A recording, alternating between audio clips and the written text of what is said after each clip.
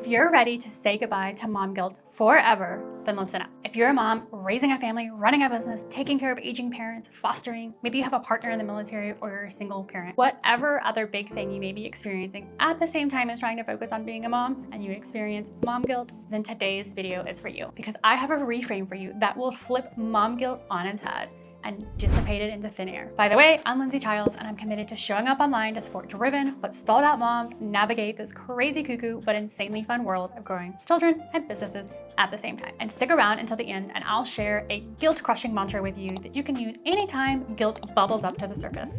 Okay, let's dive in. So if you're a mom trying to start or scale a business, then you know how hard it is to manage the ever-present mom guilt. Right? I used to struggle with the same thing until recently I was reading my emails and I came across a wonderful but totally mind-bending email by Nedra Tawwab. And if you don't know who that is, I highly recommend her content on socials and her books and her email list. I'll link to her stuff in the comments. So this email brought up the concept of guilt. And Nedra had this beautiful pushback on the whole idea of mom guilt. And basically it was this.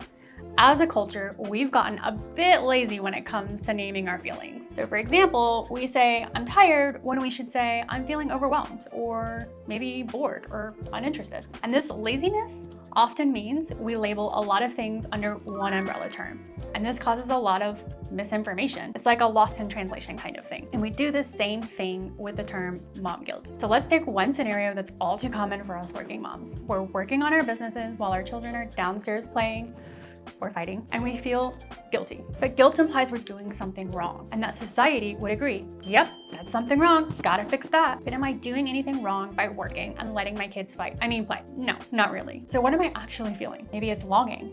Maybe I'm longing to be with my kids and show up for them in a particular way in that moment, while also longing to show up in my business. It's a conflict of interest at most, not an admission of wrongdoing and guilt, and that changes it, right? That's an entirely different feeling. Let's take a look at a different scenario. We feel guilty for doing something for ourselves. And that could be something little, like taking a bath in the evening while the kids watch TV and fight. Or something big, like starting a business and working on the weekends to grow that business because you're passionate about it. Should we actually feel wrong for either one of those? If we were in a court of law, would the jury say, yep, you're guilty, send her to jail? Or, as Nedra so beautifully puts it, are we grappling with external societal pressure that says we must always be productive instead of taking a bath, or we must always be mothering and be present instead of following our passions? Here's the thing to do when we're feeling guilty. We need to peel back the layers of that guilt and figure out what we're really feeling. And here's what Nedra says guilt often is. Maybe it's longing, sadness, the perception that we've disappointed someone, and maybe ourselves. Okay, so what's the best way to peel back that onion?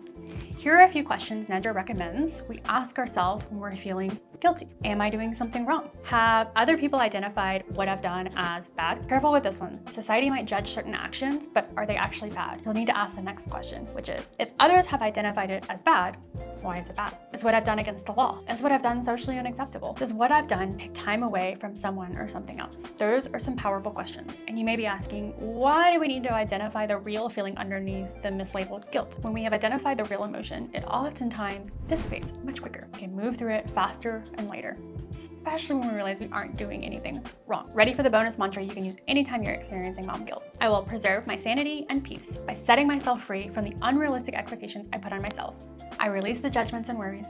I will make myself happy first, and the rest will fall into place. And if you want more feel-good words like what I just shared, check out my soul-stirring letter to self. It's a guiding letter to bust out on those days when you feel guilt or overwhelm or just complete chaos, so you can reclaim that feeling of energy and peace, empowerment, balance, and inspiration. And you can get that in the comments. Okay, so there you have it. The next time you're feeling mom guilt, the reality is you're probably experiencing something else and you've simply mislabeled it. And the real path to dissipating and resolving mom guilt is correctly labeling the feeling, experiencing that feeling without judgment, and tending to your needs in that moment. And if you're a mom who wants to start or scale a business and you'd like more micro mindset shifts, inspiration, and tips so you can finally stop putting your big dreams on hold and actually make massive momentum forward in your life, business, and motherhood, hit the like or subscribe button for more. Thanks for watching, and I'll see you in the next video.